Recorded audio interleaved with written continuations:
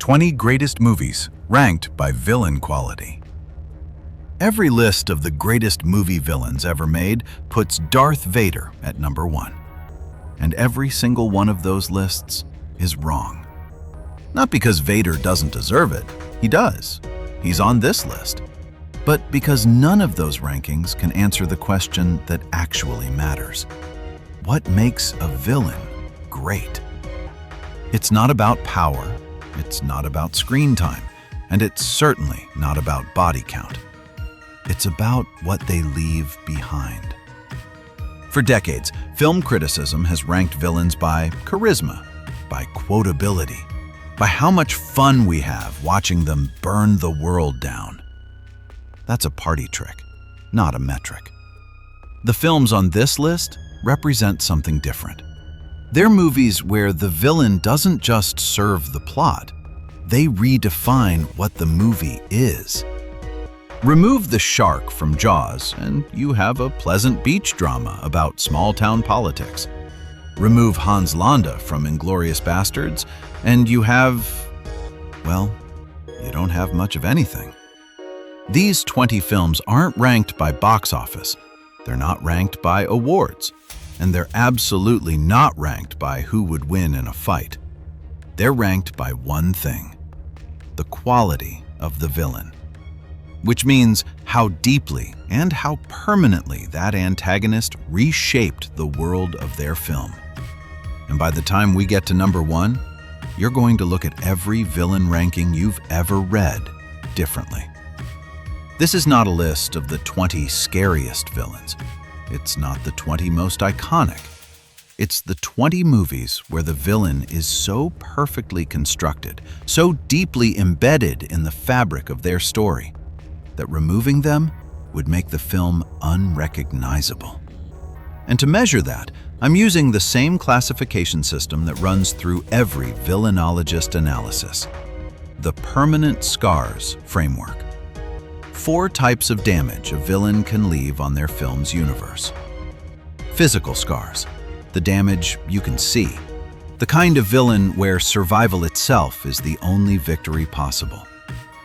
Psychological scars, the damage that rewires how characters think, how they trust, how they see themselves. Ideological scars, villains who don't just want to defeat the hero, they want to prove the hero's entire worldview is wrong. And institutional scars, when the system itself is the weapon. When the villain wears a uniform or sits behind a desk, and the terrifying thing is that they have every right to be there.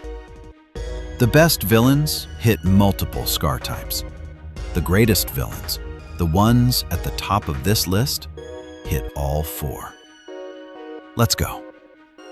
Number 20, Avatar, 2009, Colonel Miles Quaritch. Scar type, physical plus institutional.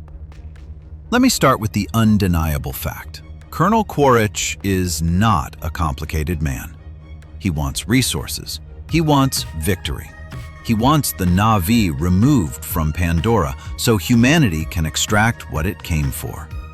That's it. There's no tragic backstory, there's no moral philosophy, there's just a military commander who believes, genuinely believes, that his mission justifies everything he does. What makes Quaritch work at the bottom of this list is exactly what makes him dangerous in the film. He's not interesting because of depth. He's interesting because of absence of depth. He represents something that exists in the real world. Institutional violence with a clean conscience. He sleeps fine at night. That's what's terrifying. His scar type is physical and institutional. He burns the home tree. He destroys sacred ground. But the permanent scar Quaritch leaves isn't just on Pandora. It's on the audience's understanding of what colonialism looks like when it has a budget, a military, and absolute certainty that it's in the right. That's why he opens this list. Pure, institutional, unapologetic force. Number 19. No Country for Old Men, 2007. Anton Chigurh. Scar type, psychological. Here's what makes Anton Chigurh uniquely terrifying. He doesn't negotiate. He doesn't threaten. He doesn't even get angry. He gives you a coin to flip, and whatever side it lands on, that's your fate. The coin toss scenes in No Country for Old Men run between 3 and 5 minutes each. There's no music. There's almost no camera movement. Every second is the audience holding its breath, waiting for a man to call heads or tails, knowing the wrong answer means death, but also knowing there is no wrong answer. The coin decided before you even flipped it. Chigurh is a psychological scar. His weapon isn't the captive bolt pistol. It's the certainty he brings to every room. He doesn't just kill people. He makes them participate in their own death. He makes them agree to the rules of a game they never chose to play. And here's the detail most analyses miss. Chigurh isn't a psychopath in the clinical sense. He's something rarer in cinema. An ideological killer who actually believes the philosophy he preaches. When he tells Carson Wells that fate brought them together, he means it. He's not using the language of destiny to manipulate. He's stating what he genuinely believes is fact. That's a psychological scar that doesn't heal, because it makes you question whether free will exists at all. Number 18. Jaws, 1975. The shark. Scar type, physical. No dialogue, no motive, no ideology. Just teeth. The shark in Jaws represents something that almost no modern blockbuster villain can duplicate. Pure, unknowable threat. It doesn't want to conquer Amity Island. It doesn't have a tragic backstory involving whalers. It's hungry. That's the entire psychology. Jaws was released in June 1975. By August, beach attendance across the United States had dropped by nearly 50% in some coastal regions.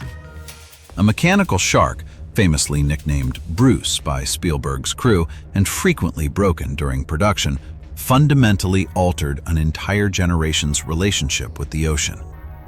That's villain impact measured in actual, real-world behavior change, not engagement metrics, not box office. Human beings looked at the water differently because of a fictional fish. Why it's at number 18? The shark is a physical scar, and an incredibly effective one. But it can't climb higher because a physical scar, no matter how primal, is still just one dimension of villainy. The entries above this one do something the shark can't. Stay with me and you'll see exactly what I mean. Number 17. The Dark Knight Rises, 2012. Bane. Scar type, physical plus institutional. Bane broke Batman. 3 words, but they represent something almost no other comic book villain has accomplished on screen. Bane didn't just defeat Batman. He didn't just beat him in a fight. He systematically dismantled the symbol. Here's what makes Bane different from other comic book villains. His attack is physical. The spine-breaking sequence is brutal and intimate in a way superhero fights rarely are. But his scar is institutional. He takes over Gotham, not with alien technology, not with magic, with a coordinated paramilitary operation, a stolen fusion core, and a speech about liberation that half the city's desperate population wants to believe. The stadium scene, the one where Bane declares martial law while a football field collapses behind him, is one of the most effective villain-establishing moments in modern cinema. It's not the explosion that matters. It's the confidence. He doesn't shout. He doesn't monologue. He reads a prepared statement like a revolutionary leader who's already won. Bane enters at number 17 because he achieved what most comic book movie villains don't. He made the hero irrelevant to his own city for an extended period. That's a scar Gotham still carries. Number 16. Skyfall, 2012. Raul Silva. Scar type, psychological. Silva isn't trying to take over the world. He doesn't want nuclear codes. He doesn't want money. He wants M to admit she betrayed him. Let's pause for a second, because this is where the list starts to shift. Everything so far has been about villains who want something external. A planet, a city, a meal, a win. Silva wants something that exists only inside another person's memory. He wants an apology. He wants acknowledgement. And he's willing to burn down MI6 to get it. The single-shot entrance of Silva, walking toward the camera from the back of a vast, empty room, delivering a monologue about rats and coconuts, is perhaps the most effective villain introduction in the Bond franchise. It runs nearly 4 minutes. No cuts, no action. Just Javier Bardem's voice and a story about his grandmother. Silva is a psychological scar on both M and Bond. He doesn't just attack the institution of British intelligence. He attacks the idea that M is infallible, that she's been a mother to her agents rather than a handler who will sacrifice them when the math demands it. Why he's at number 16? Personal villains are often the most dangerous villains. But Silva is ultimately contained. His damage, while deep, is limited to individuals. The villains higher on this list scar entire systems. Number 15. Inglourious Bastards, 2009. Hans Landa. Scar type, psychological plus institutional. Every scene becomes suspense the moment Hans Landa enters the room. That's not hyperbole. That's structural analysis. Quentin Tarantino wrote Landa as a dramatic device as much as a character, a walking tension machine who transforms friendly conversation into a death sentence. What makes Landa different from almost every other Nazi officer depicted on film is his politeness. He's not a screaming sadist. He's not a cold bureaucrat. He's charming. He compliments the dairy farm. He asks for another glass of milk. And underneath every word is a trap. The opening scene, the dairy farm, runs approximately 20 minutes. For the first 15, Landa hasn't explicitly threatened anyone. He's just talking. But the audience knows. The family knows. And the tension is almost unbearable. Landa is a psychological scar because he makes language itself feel dangerous. After watching him, you'll never hear a polite compliment the same way. And he's an institutional scar because he represents how evil can wear a uniform, follow procedure, and still be utterly monstrous. Let me show you something. Landa could have been top 10 in this ranking. The reason he isn't is simple. His ending. The forehead carving. The theatrical revenge. It's satisfying, but it's also the most conventional thing about him. The truly great villains don't give you the satisfaction of a clean victory. Landa, ultimately, does. Keep that thread in mind. It's going to matter. Number 14. 7. 1995. John Doe. Scar type. Ideological. John Doe committed crimes so horrific that audiences still debate the ending 30 years later. But his true weapon wasn't violence. It was conviction. Here's what separates John Doe from a generic serial killer. He has a theology. Every murder corresponds to a sin. Every victim was chosen because they represented something he genuinely believed was destroying society. He's not killing because he enjoys it. He's killing because he thinks he's right. And the most disturbing thing about John Doe is something most analyses miss. He wins. Not in the traditional sense, he's captured, then killed. But his final act, the box, the choice, the completion of his 7 deadly sins masterpiece, is designed to prove his thesis, that even the righteous can be made to sin. That Mills, the hero, has wrath inside him just waiting for the right trigger. John Doe is an ideological scar because he forces the audience to confront an uncomfortable truth, that the only thing separating the hero from the villain in some stories is which side of the trigger you're standing on. Number 13. The Silence of the Lambs, 1991. Hannibal Lecter. Scar type, psychological, 16 minutes of screen time. That's all Anthony Hopkins needed to win an Academy Award for Best Actor. 16 minutes, less than 14% of the film's total runtime. Let that statistic sit for a moment.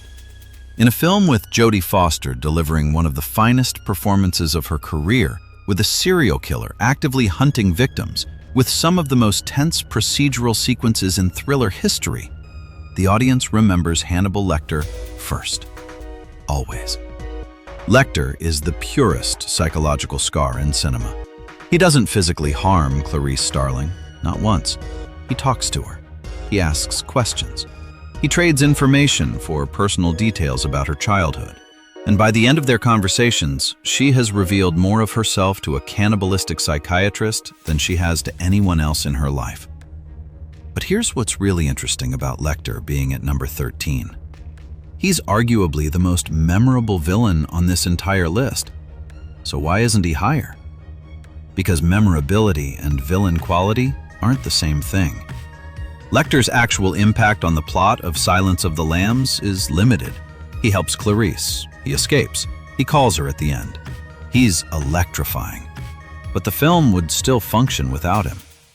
The same cannot be said for the villains in the top 10. That distinction between a great character and a great villain is the thread that separates this ranking from every other list you've seen. Number 12. The Matrix, 1999. Agent Smith. Scar type, ideological.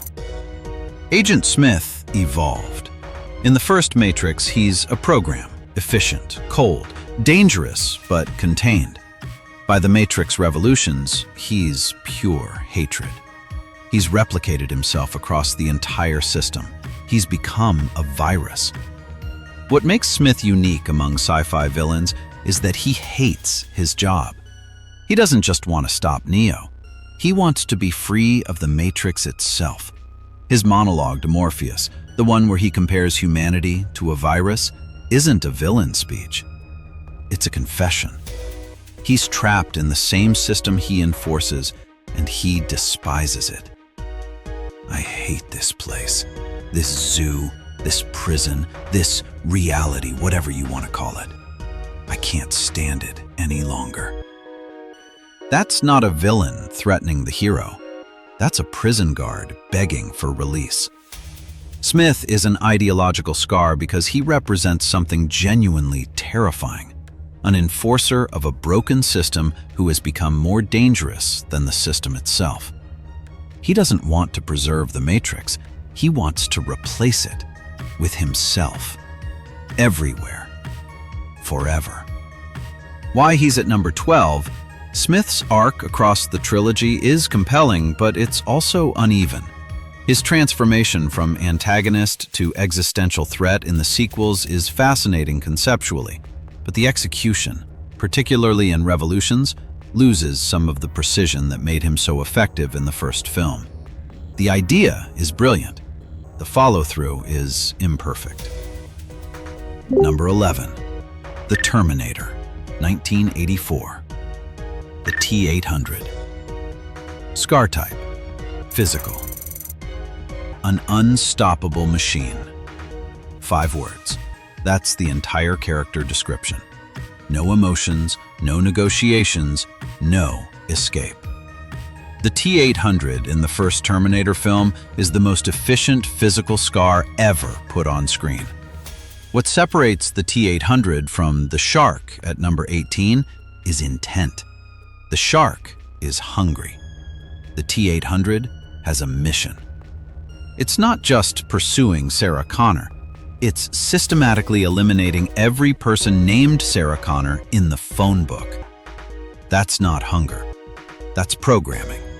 And programming is scarier than instinct because it can't be sated, can't be reasoned with, and can't be outlasted.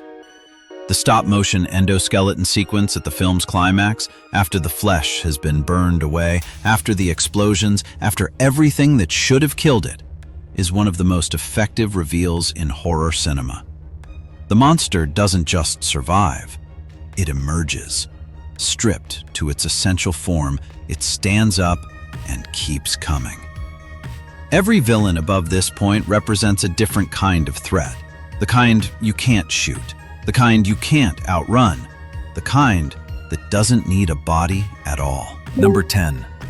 Avengers Infinity War, 2018. Thanos. Scar type, ideological. Thanos did the impossible. He became the protagonist of his own villain story. For one film, Infinity War specifically, Thanos functions as the hero of a journey. He sacrifices, he suffers loss, he makes difficult choices, and he wins. Not temporarily, not ambiguously. He snaps his fingers, and half of all life in the universe disappears. The credits roll on a silent, defeated Avengers team and a villain sitting peacefully on a farm watching the sunrise. I ignored my destiny once. I cannot do that again, even for you. That line, spoken to Gamora before he throws her off a cliff, is the moment the MCU proved it could write a villain who genuinely believed his own philosophy. He's not lying. He's not manipulating. He loves her. And he kills her anyway, because his ideology demands it. Thanos is an ideological scar because he changed what an entire generation of viewers believes a supervillain can be. Before Thanos, MCU villains were obstacles. After Thanos, they're arguments. He convinced millions of viewers that his plan, genocide on a literally universal scale, had a point. And before you say, obviously, I need you to hear why he's only number 10. Because the reason might surprise you. Thanos is the endgame problem. The follow-through undid some of the damage. The time travel reversal, the death that feels less like a tragedy and more like a cleanup. Infinity War Thanos is a top 5 villain. Endgame Thanos is a different character. Angrier, less philosophical, less interesting. The franchise couldn't maintain the courage of its own conviction, and that costs him spots on this list. Number 9. Psycho, 1960. Norman Bates. Scar type, psychological. Before Norman Bates, movie villains were monsters. After Norman Bates, movie villains became psychologically terrifying. Cinema changed forever. The structural genius of Psycho is that for the first 40 minutes, Norman Bates is not the villain. He's a nervous, gentle young man running a motel. He seems trapped. He seems sympathetic. And when the shower scene happens, the audience doesn't even know it was him. Hitchcock spent nearly half the film making you feel sorry for the killer. The final scene, Norman sitting in a police station, wrapped in a blanket, his mother's voice narrating his thoughts, is one of the first moments in mainstream cinema where mental illness was depicted not as monster movie spectacle, but as genuine psychological horror. She wouldn't even harm a fly. That line, delivered with a smile, redefined what a villain could look like. Norman Bates is a psychological scar, not just on his victims, but on cinema itself. He proved that the scariest monster is the one who doesn't know he's a monster. Number 8. The Wizard of Oz, 1939. The Wicked Witch of the West. Scar type: physical. Here's what I find most fascinating about the Wicked Witch. She was created in 1939. That's nearly 90 years ago. And generations later, audiences still recognize her instantly. The witch represents something that modern villains often sacrifice in pursuit of complexity: clarity. She wants the ruby slippers. She'll hurt Dorothy to get them. That's it. No tragic backstory, no moral ambiguity, no "she was right all along" retcon.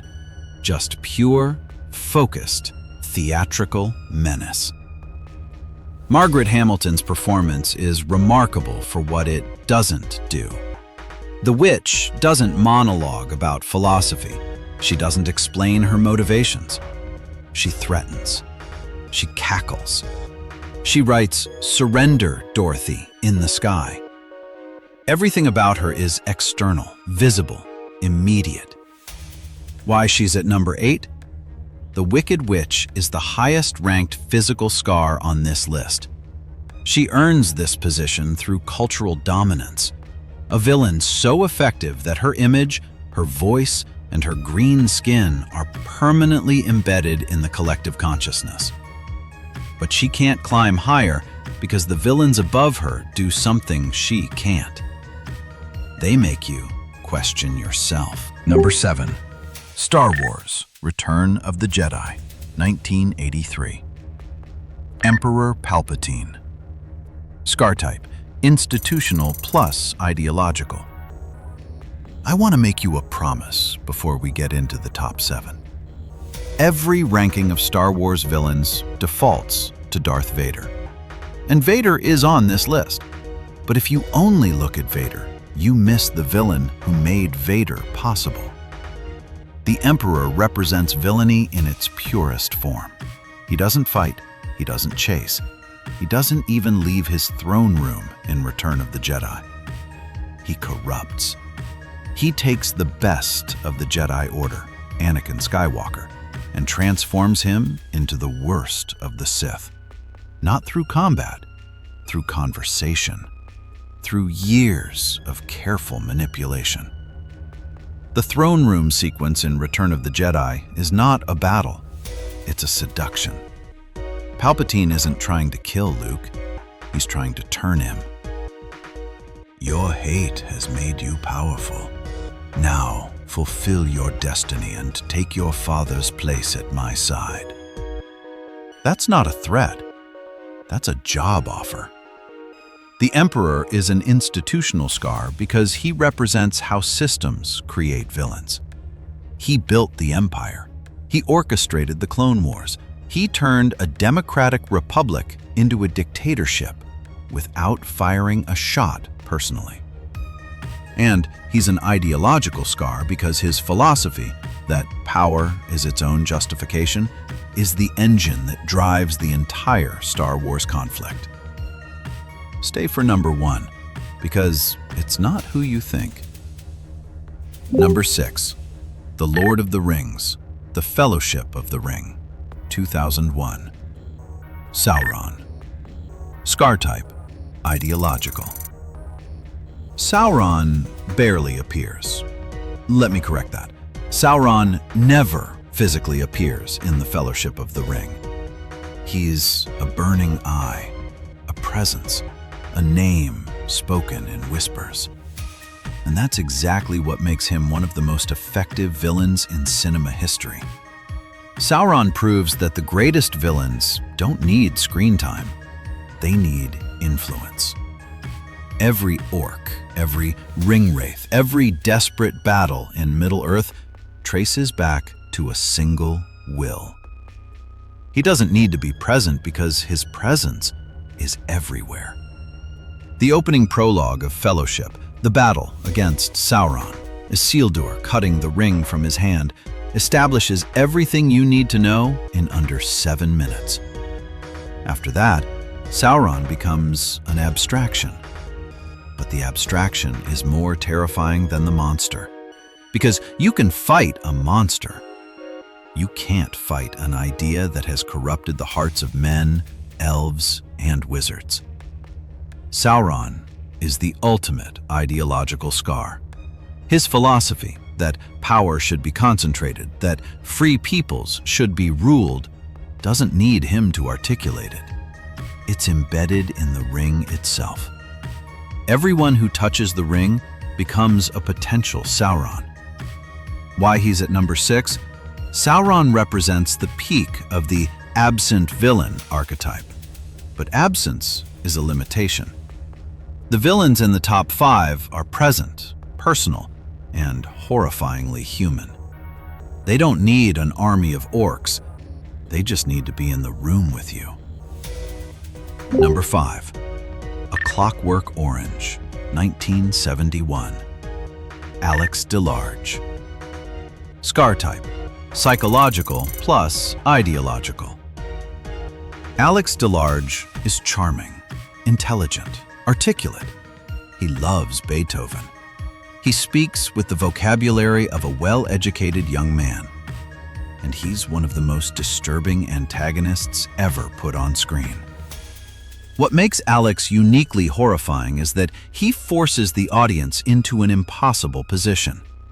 The film's second half subjects him to the Ludovico technique, a brutal form of psychological conditioning that removes his capacity for violence, but also his capacity for choice.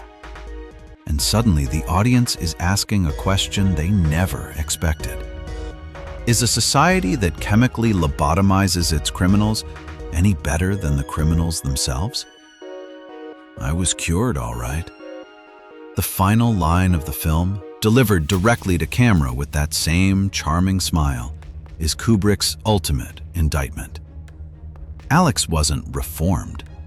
He was reset. He's exactly the same person he always was. And the system that tried to fix him revealed itself to be just as savage, just dressed in a white coat instead of a bowler hat. Alex is both a psychological scar and an ideological scar. He psychologically scars his victims through ultraviolence, but he ideologically scars the audience by making them complicit, by making them root for his recovery, then recoil at what recovery required. Number 4. The Dark Knight, 2008. The Joker. Scar type: ideological. This is where arguments begin. The Joker doesn't want power. Money means nothing. Control means nothing. He wants chaos, and that makes him nearly impossible to defeat. Let me show you what makes Heath Ledger's Joker different from every comic book villain before him. He has no plan, not in the traditional sense. Every scheme, the bank robbery, the hospital bombs, the fairy experiment, is designed to prove a single thesis: that everyone is one bad day away from becoming him. That morality is a mask. That the only difference between Batman and the Joker is that Batman hasn't been pushed far enough yet. Introduce a little anarchy, upset the established order, and everything becomes chaos. I'm an agent of chaos. That line, delivered with makeup smeared, tongue flicking, absolute certainty, is the thesis statement of the entire character. He doesn't want to kill Batman. He wants to prove Batman is unnecessary. That's a much more dangerous goal. The Joker is an ideological scar because his attacks aren't physical. The fairy experiment, 2 boats, 2 detonators, a promise that one must destroy the other, was designed to break Gotham's soul, to prove that people will murder strangers to save themselves. And when it doesn't work, when neither boat detonates the other, the Joker's confusion is genuine. He was wrong, and he can't process being wrong. Why he's at number 4? The Joker is arguably the most electrifying villain performance ever captured on film. But the three entries above him represent something even rarer. Villains who don't need chaos, who don't need spectacle, who don't need a single explosion. They just need to exist. And their existence alone makes the world worse. The top three. Number 3. One Flew Over the Cuckoo's Nest, 1975. Nurse Ratched. Scar type: institutional. No superpowers, no armies, no weapons, just authority. We're getting into different territory now. Every villain so far has operated outside the system. The Joker against order, Thanos against the universe, Sauron against free peoples. Nurse Ratched is the system. She doesn't need to conquer anything. She's already in charge. What Ratched represents is institutional evil, the kind of cruelty that can be performed without raising your voice, without breaking a single rule, without ever technically doing anything wrong. She doesn't beat her patients. She doesn't threaten them. She schedules them. She medicates them. She calmly, patiently, professionally destroys them. The confrontation between Ratched and McMurphy isn't a battle of fists. It's a battle of will. And Ratched wins not because she's stronger, but because she controls the rules. She decides what's sane and what's insane. She decides who gets electroshock therapy. She decides who stays. And she makes those decisions with the same serene smile she wears when serving medication. Ratched is an institutional scar because she demonstrates something far more terrifying than a monster. She demonstrates that the system itself can be the villain.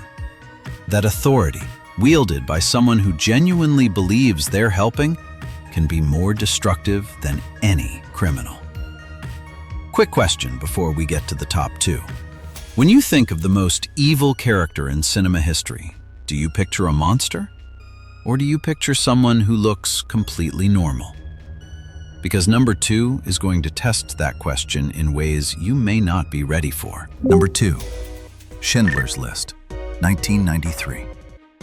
Amon Goeth, scar type, psychological plus institutional. No gimmicks, no fantasy, no supernatural abilities, just cruelty. Amon Goeth represents something that most fictional villains can't: the banality of real evil. He's not a caricature. He's not a symbol. He was a real commandant of a real concentration camp. And Rafe Fiennes' performance captures something genuinely terrifying: the complete absence of moral consideration in a man who has absolute power. The balcony scene. Goeth steps onto his villa balcony in the morning, still in his underwear, picks up a rifle, and casually shoots a prisoner in the camp below. Not because the prisoner did anything, not because Goeth is angry, because he can, because it's Tuesday, because no one will stop him. That single scene communicates more about the nature of evil than any monologue could. Let's pause for a second. Goeth is the highest-ranked villain on this list who isn't iconic in the traditional sense. You don't see Amon Goeth Halloween costumes. No one quotes him at parties. He's not fun to watch. He's not charismatic.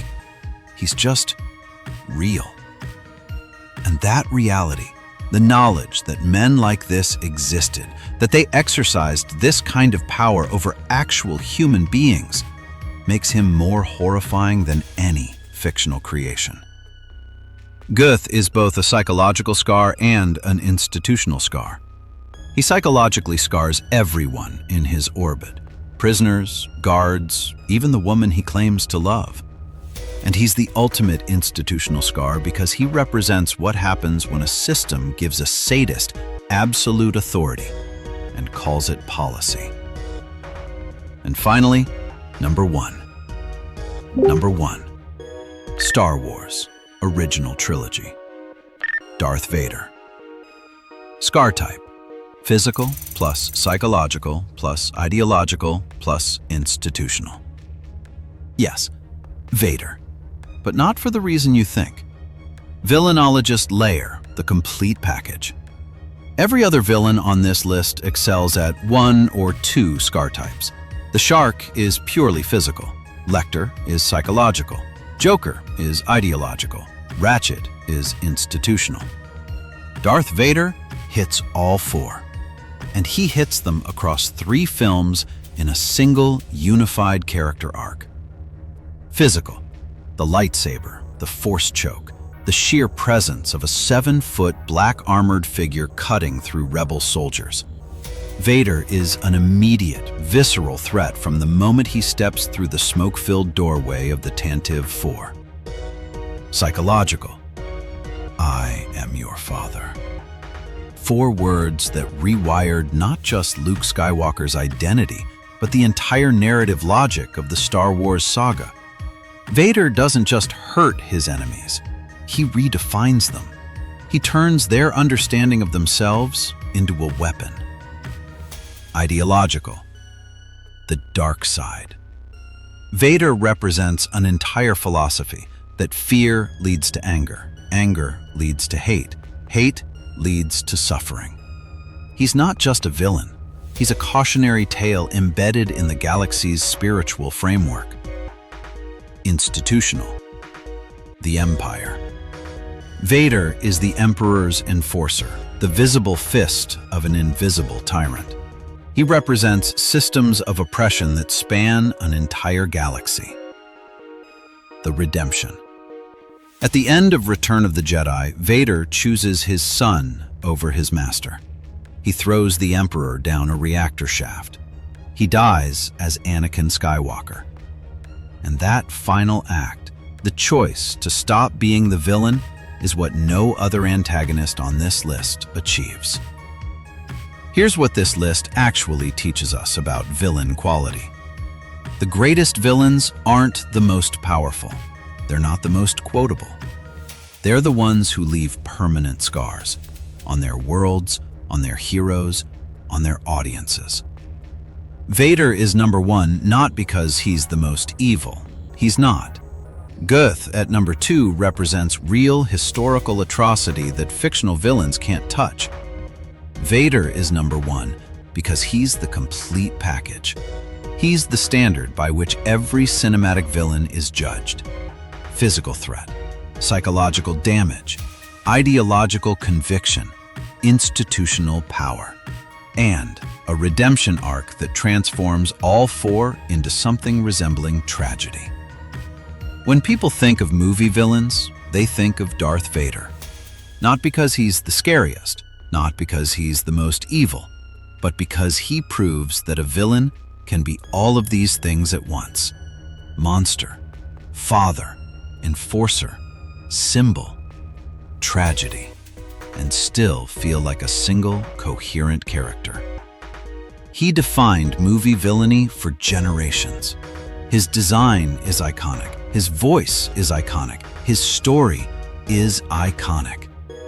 And until someone surpasses him on all 4 scar dimensions across multiple films with that same weight of cultural impact, the Sith Lord remains on the throne. Drop a comment. Which film on this list do you think should be higher, and which villain that didn't make the cut deserved a spot in the top 20? I read every single one. And if you're new here, this is what Villainologist does. We go deeper. We look at villains not as obstacles for heroes to overcome, but as the architects of the stories we can't forget. Subscribe, because we're just getting started.